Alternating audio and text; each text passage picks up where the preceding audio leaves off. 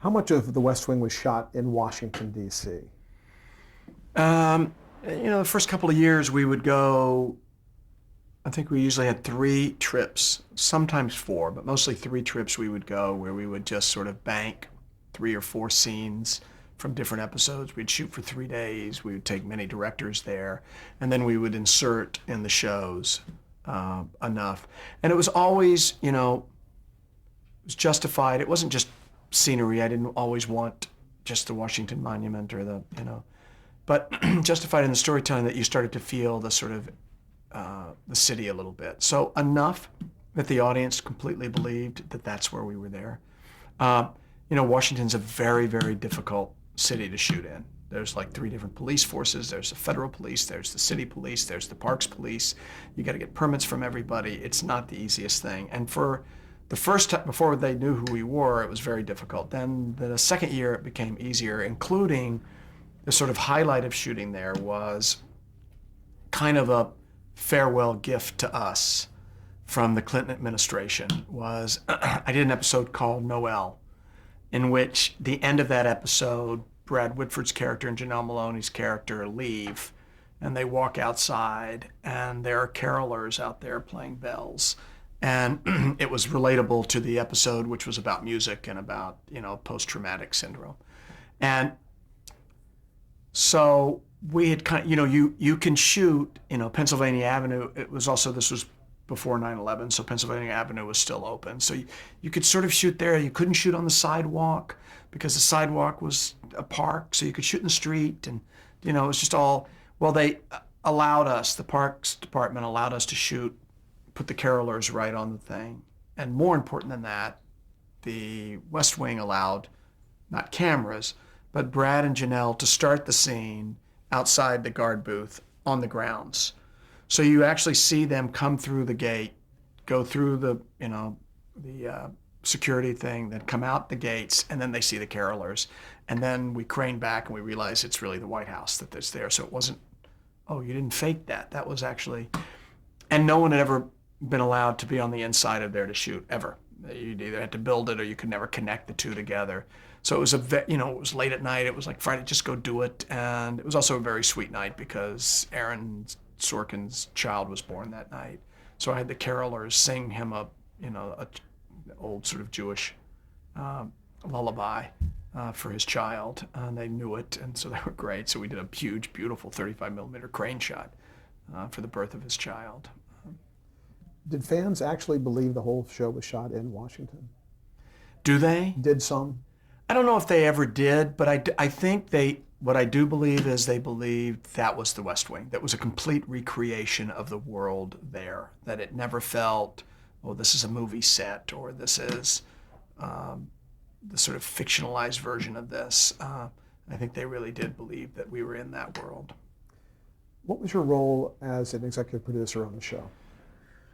Well, I think the way that Aaron and I worked on Sports Night, and then it really got solidified on West Wing, was I sort of relate it to a theater company. And at a theater company, there is an artistic director and a playwright in resident.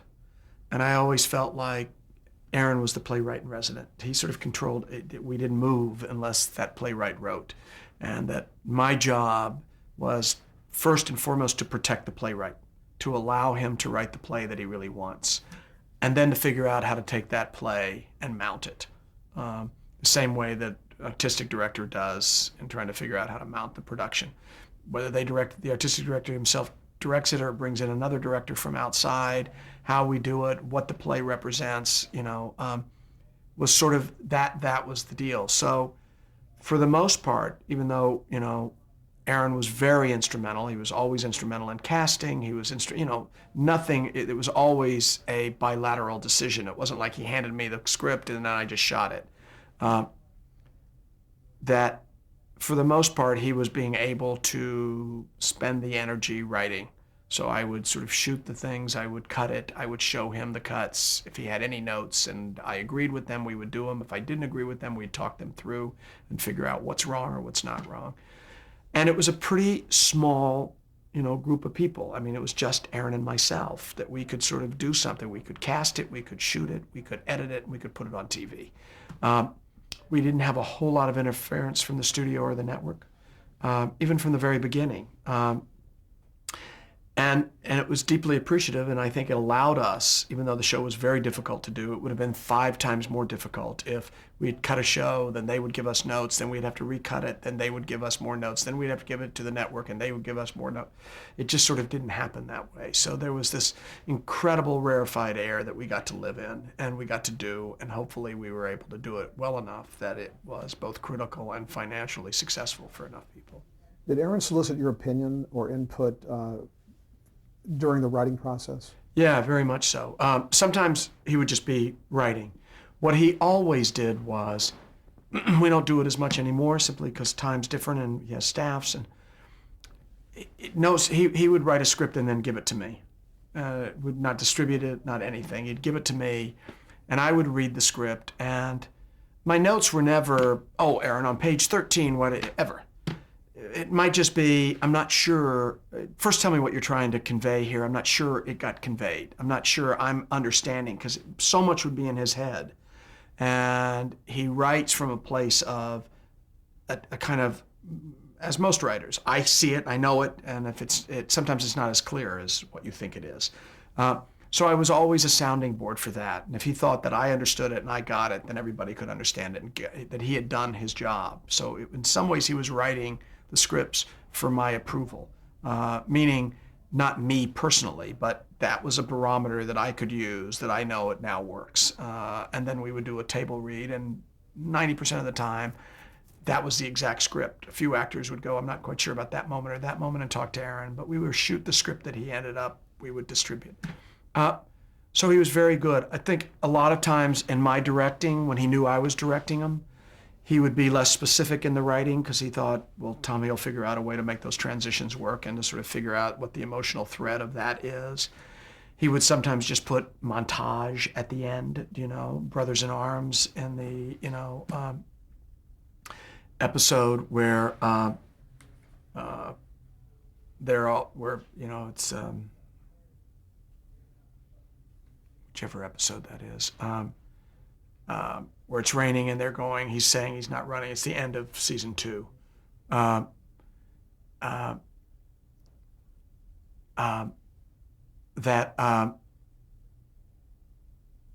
just sort of a montage of all the guys getting together and, the president taking his hands out of his pockets. That's the one after Miss Landingham's death.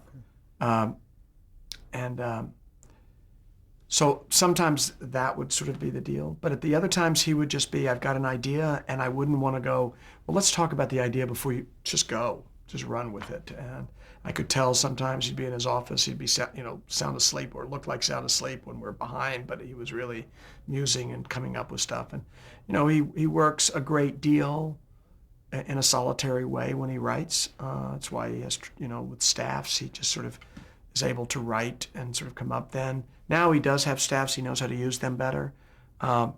Therefore, my need to sort of be his sounding board, there's other sounding boards along the way, which allows me to do a little bit more here. When you and Aaron were running the show, what was the role of John Wells? Was he mainly on the business end? Yeah, I think it took a little bit of a learning curve at the beginning. John's relationship, look, the model that I always wanted to do was when I did ER, I loved the way John produced. I loved the way Mimi Leader was a director who was involved with things. There was a little bit of freedom that they gave you at the same time. Here's what you have to work under. And I thought he was very clear, and he's really, his reputation was not unfounded. I think when we started West Wing, because we had done Sports Night, we were this, it was like we were a couple already. We were sort of figuring out how to do it, and we'd figured out how to do Sports Night, and it was had our stamp on it, and we started to do the pilot, and it was all of a sudden, but John, here's John's notes and this and that, and we realized, okay, how do we bring all of us together? At the same time, John, all we were doing was this show, and John was starting to do movies. He had 2 other shows. He was developing another show. He's a massive company. The company was enormously instrumental to us. So in truth, what John was able to do was, one, he kept, the network and studio at bay for a while. He was great at sort of the organization of his company was enormously beneficial to us in sort of the functioning of the show. and how to sort of do the show. But creatively, I think after the first year, John was always great. I mean, I would love John's notes. They were really, interesting and great. But it wasn't like John gave us, if John gave notes on ER, you did those notes. If John gave notes on Trinity, you did those notes. It wasn't that if John gave notes on West Wing, we did those notes. It was just, do we all agree with this? This is what we can sort of do. But once the show really got up and running and he was still working on other stuff, it became far more Aaron and myself sort of figuring out how to do the show, and John being there constantly as this sort of, father figure who was kind of making sure we didn't go completely off the tracks or do anything wrong. The process of writing can be very difficult for writers. There have been many stories about Aaron's process. Do you what was that process, and what kind of challenges did that present to you and the show and the cast and the whole production? Well, a lot less than anyone's ever read about them, because whatever that process was, of which I will be more than happy to talk about, the result was a script that we could all go and shoot and support and be behind and never question. And having done much television before that, you could get a script 8 days before, and it didn't make any sense. It wasn't very clear. Somebody's still going to rewrite it. You got to figure out how to rewrite it. You got to figure out what you're going to do. You've already spent all this energy deciding you're going to shoot it there, but now you realize the restaurant scene's not in it anymore because that didn't work at all. You're actually spending a lot more energy. So in some ways, it became the way the show was done, embraced, and sort of followed through. It probably had some bearings financially, but as far as the burden on us, it was a burden that we all accepted because of what the result was and because of what we were given to sort of do.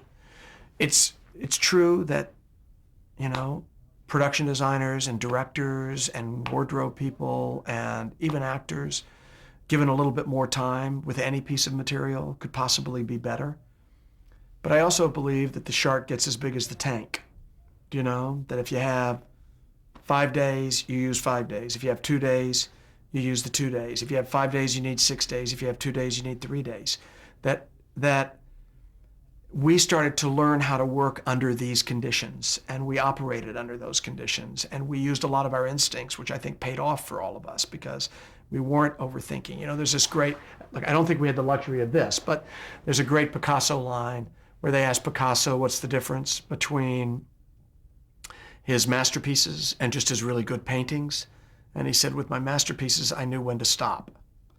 Not that I didn't have enough time, and it was like you sort of overwork something. So in some ways, it's hard to remember those hardships. There were moments where I'd be driving going, oh my God, are we on a tightrope? We have no script. I know that Aaron's lost in the woods. He feels like I'll never get this script. And somehow it always got done. We never had to shut down. We never missed an air date.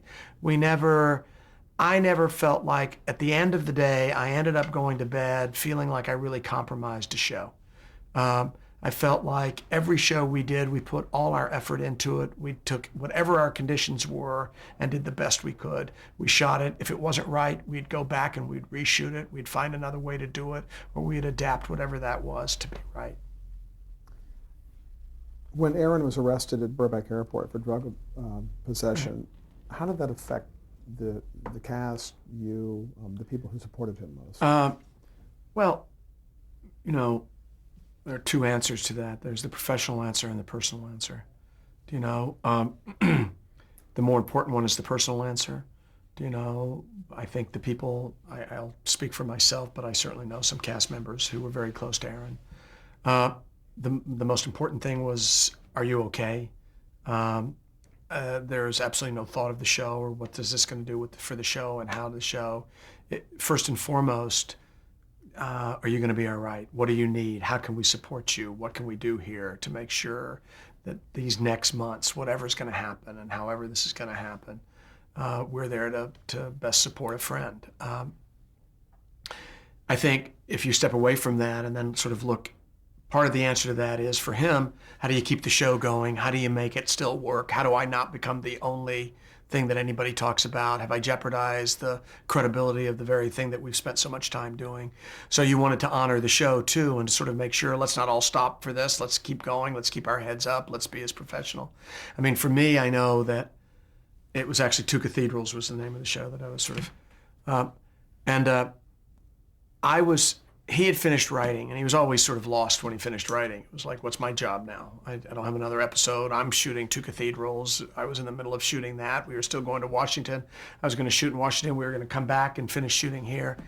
And on that Sunday night, he calls me and says, I'm at the police station, and here's what went on. And, just, are you okay? And, what's going to happen? And, what can I do? You want me there? No, I'm fine. I've Lawrence here, who's an assistant, and my family knows about it. And, I honestly thought, what, let's not bother John tonight. We'll sort of call in the morning. You're going to be released on bail, and then we'll talk about it and we'll strategize. Little did I know that between that and 6 o'clock the next morning, it's on the wire service. It's everywhere that they do this thing where they just check any police files to see who got arrested the night before.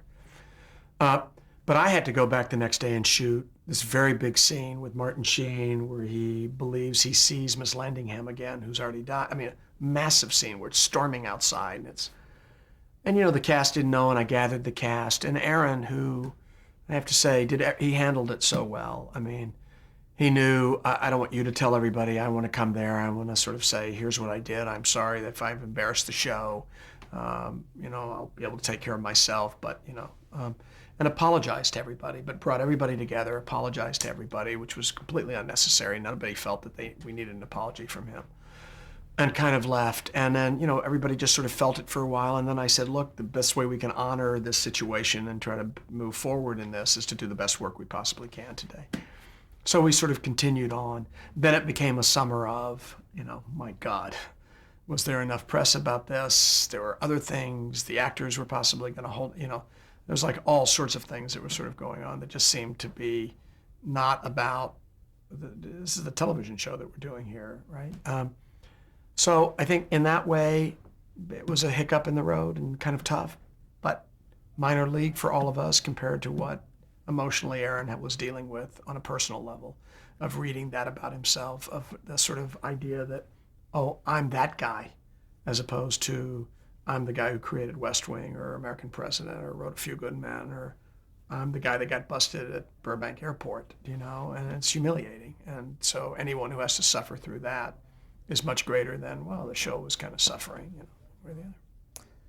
Let's do a little word association. I'm going to name an actor, a cast member, and just get a quick comment from you. Okay. Or if you want to pass, you can pass. Okay. Martin Sheen. Humble, grace. You want me to elaborate on that? That's good. Okay. That's good. Bradley Whitford. Gregarious, hysterically funny. Allison Janney, who played C.J. Craig. The river runs deep. Janelle Maloney, Donna Moss. Gets in her own way. Want to elaborate Sure. briefly? I think Janelle is one of truly a great actress. And so I would say this to Janelle personally. I think there's times where Janelle, would be. The reason I even say it first is because she knows how I feel about her as an actress. She actually did an audition for Sports Night that you had mentioned, the Bob Berlinger one. That was the only time I've ever cried in an audition. I mean, she was so extraordinary. And I think even as Donatella Moss, there was this time where I kept saying, just be the secretary. That's okay. And I think needing to be, accepted on a different level and it sometimes gets in her way is all I meant. It's still an enormous compliment, so I don't want her to feel that it wouldn't be that. But I think there is something, the truth in her, the honesty of who she really is and what's going on in her life. She's absolutely extraordinary actress. Richard Schiff played Toby Ziegler. Brilliantly talented. Stockard Channing, the First Lady, Abby Bartlett. A gamer. Dule Hill, Charlie Young. Um,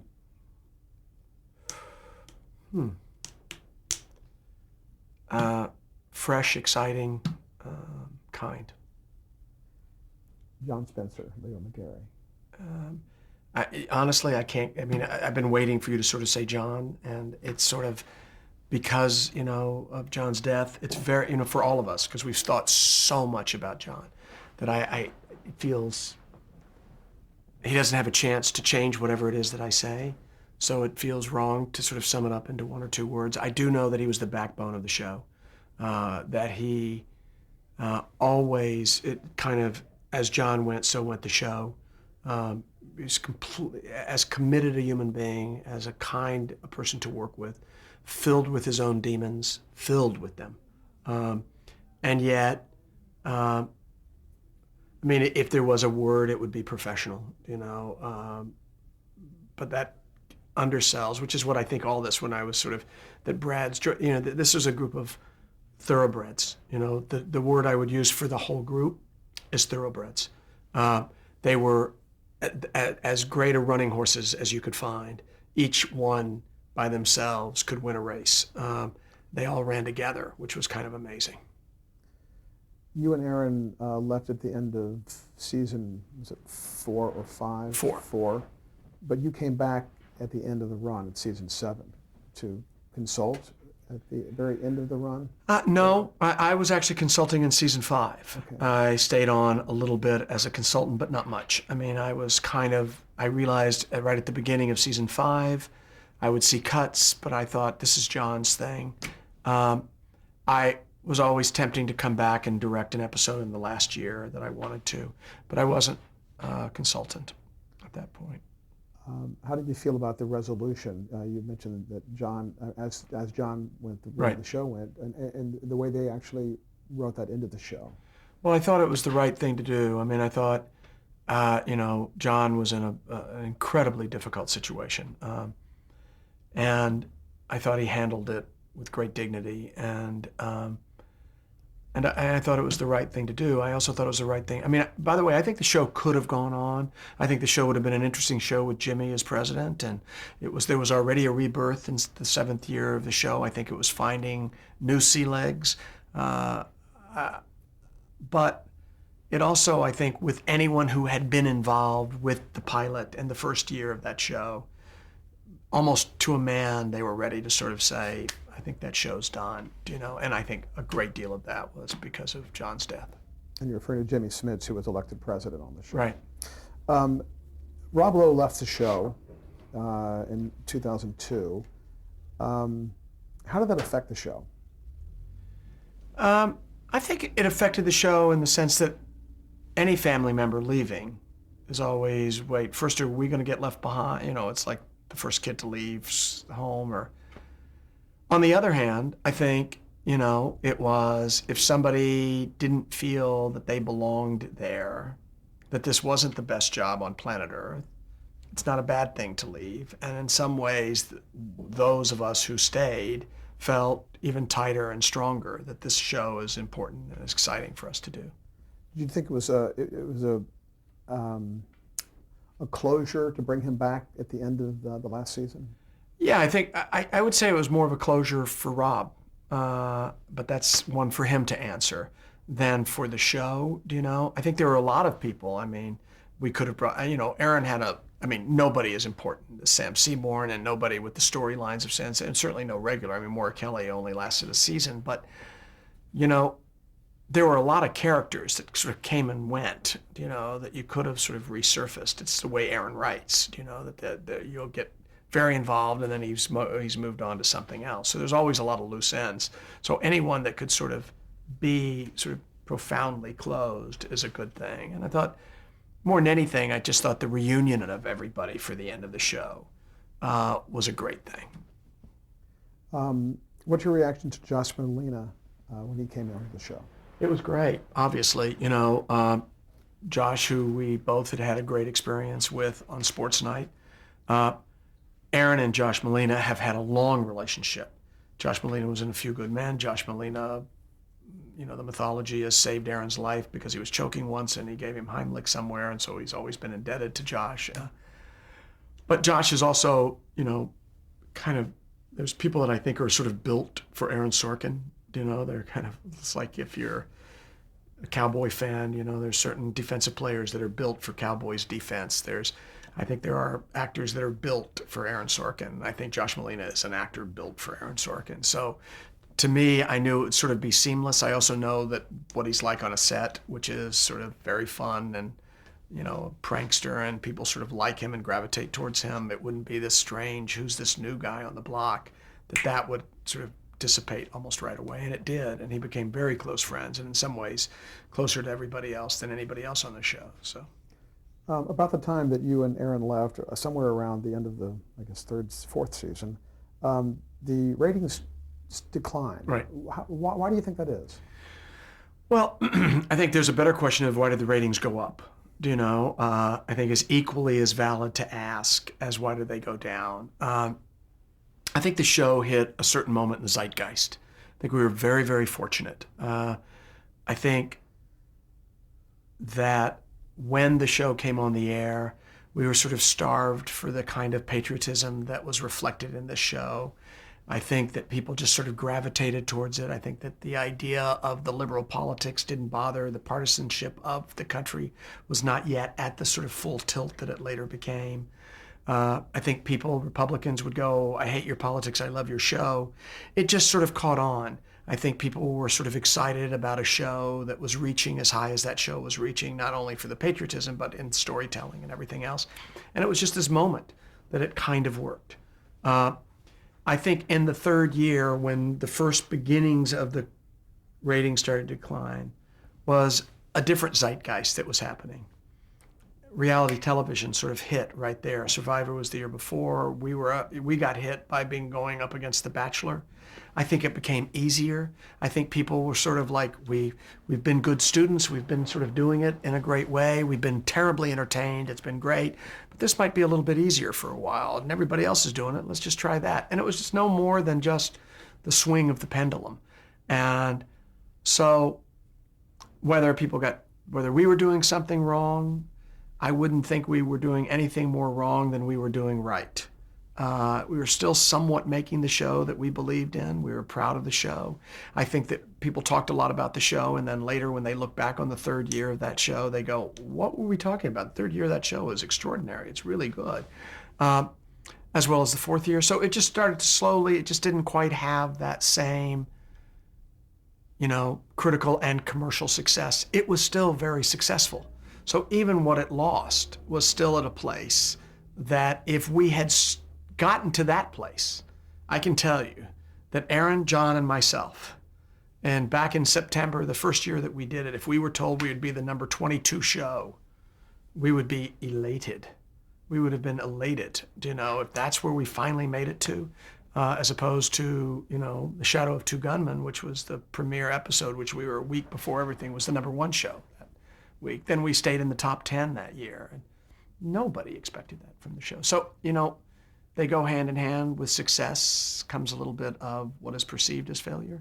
But I think the winds kind of changed. And then I do think dramatically 9/11 changed everything. I think obviously how it affected our show is, way in the minor leagues compared to how it affected people's families and homes and country and lots of other things. But I do think the show took on a different timber at that point in a different way. And therefore, I think the sort of reality television, things that we're comfortable with, things that we already know, became much easier to sort of digest. Okay, we're going to change tape. Okay.